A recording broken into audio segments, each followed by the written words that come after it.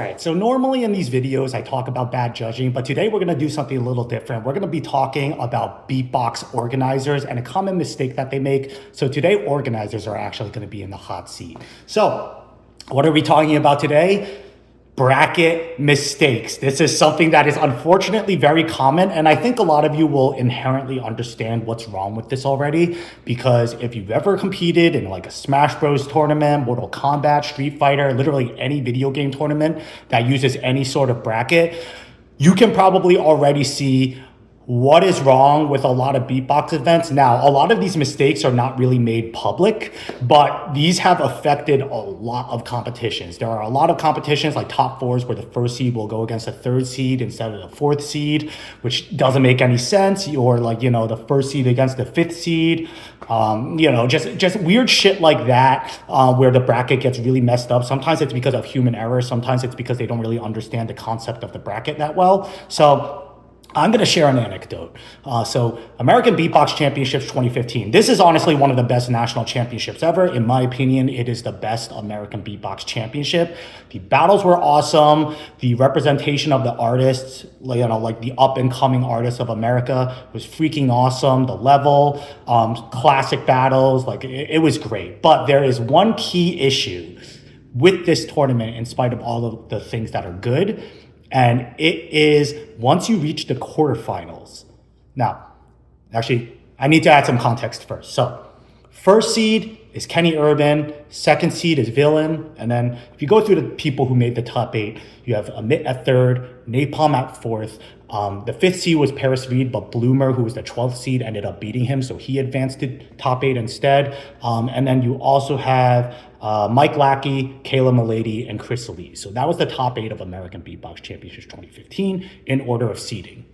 So the actual matchups that happened were Kenny Urban versus Bloomer, Villain versus Mike Lackey, Amit versus Kayla, and Napalm versus Chris Lee.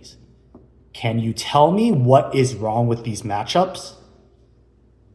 The answer is that no one went against the correct person in quarterfinals. So the actual matchups were supposed to be, if you did the bracket correctly, Kenny Urban versus Chris Lee, Villain versus Kayla Milady, Amit versus Mike Lackey, and Napalm versus Bloomer. Now, a lot of the results might have been the same, regardless in terms of who went to the semifinals, but this would have changed up the tournament quite a bit. I don't know how they made these mistakes, because I think back then they were using Challenge, the old Smash bracket website. So I don't know how they made these mistakes, because it should automatically do it correctly for you. But yeah, the first seed is not supposed to go against the fifth seed. The second seed is not supposed to go against the sixth seed, because that's not symmetrical. Usually a good heuristic to know if people are going against the right people in a bracket is a heuristic of symmetry.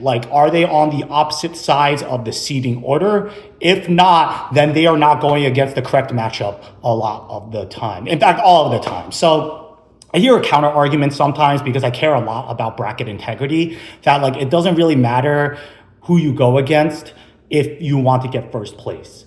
And that is true, but that doesn't mean that you should just ignore this aspect of the bracket. I think it's a really pedantic argument, because if you have this mentality that the seeding and the bracket matchups don't matter, you're taking away a lot of the incentive to do well in the elimination round. And that's only one of the reasons. But to start off, the elimination round, right? The idea of doing a good elimination is you want to seed high so that you have a good matchup. Usually if you have a high seed, you go against the lower seed, and that is going to be advantageous for you. And you deserve that advantage because you did better in the elimination round, which is a part of the competition. So you deserve an advantage for doing better in a part of the competition. It's as simple as that. Not every situation is going to be like a Zeka versus Wawad, where you get first seed and you end up going against Zeka, and that's a tough matchup. Most brackets, there's going to be skill disparity when you go down the seeding order. There's going to be a variance in skill. So it's going to be advantageous for you if you do well in the eliminations, because you're going to go against someone who is likely to be lower skilled. And if you do poorly in the elimination, let's say you're a really good beatboxer, but you do poorly, you're probably going to go against someone better, and that is your punishment for not doing as well in the eliminations as you should have.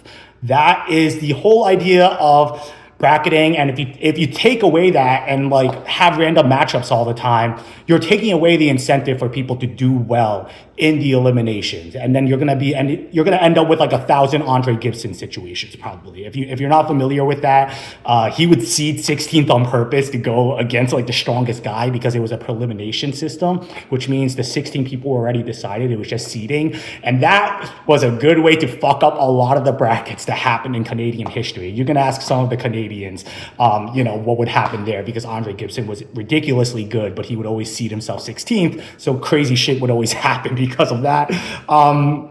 And not only that, if you don't have like the proper matchups, that's also what leads to like the early stacked matchups. Like for example, like Lock Cup always does random matchups, and it's completely fine that not every competition does like, the traditional bracket system. Some of them do it randomly like Florida or La Cup because, you want to have some variety. But if you do the bracketing system, you should at least do it correctly. But the problem with random matchups a lot of the time is that you will get things like Footbox G versus Collapse in top 16. And I think anyone can look at that and see that that is a ridiculously stacked matchup for a top 16. Definitely would not happen in any circumstance that is natural. And also people have goals besides first, right? A lot of people, their goal is not necessarily to win a bracket, but to see how far they can get. And it's still a point of pride to get like second, third, quarterfinals. So if you're taking away like, proper seeding, you're taking away someone's like, path to earning that in the correct way, in like an honorable way. So it's just like this whole mentality that seeding doesn't matter is something that comes from like people that only watch GBB. And I feel like a lot of people who watch only GBB and no other beatbox competitions think they're smart about beatbox competitions when they're only watching like the world championship and they're not watching anything else. So they don't actually know like the minutia of like smaller tournaments and how much it matters for things like those. Like if you look at competitions besides GBB, you're going to have a much more holistic perspective on what actually makes, like the competitive experience for most beatboxers, as opposed to like only world champion, only international beatboxers. So I'm gonna give a little bit of a tutorial on how brackets actually work. So let's say you have a top 16. If you add two seeds together and the number is 17, that means the correct matchup is there. So if it's 1 to 16, that adds up to 17. That is the correct matchup. If it's 8 to 9, that is the correct matchup. If it's like 3 to like 15, that adds up to 18. That is not the correct matchup. And then if you do the first part correctly, the rest of it should fall in place. But to go forward a little bit more, if you're in the top 8, if you add two numbers, the number should be 9.